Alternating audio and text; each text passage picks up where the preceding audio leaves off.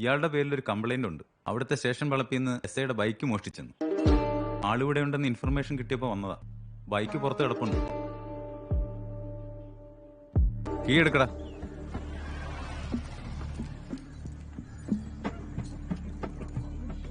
പേപ്പറൊക്കെ ഉണ്ടോ നോക്കിയിട്ട് കൊണ്ടുവരും.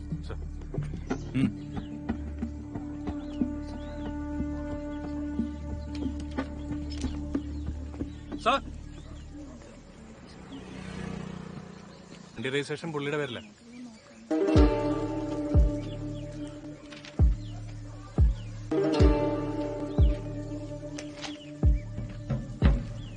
കീട് ആളാകുകയാണോ?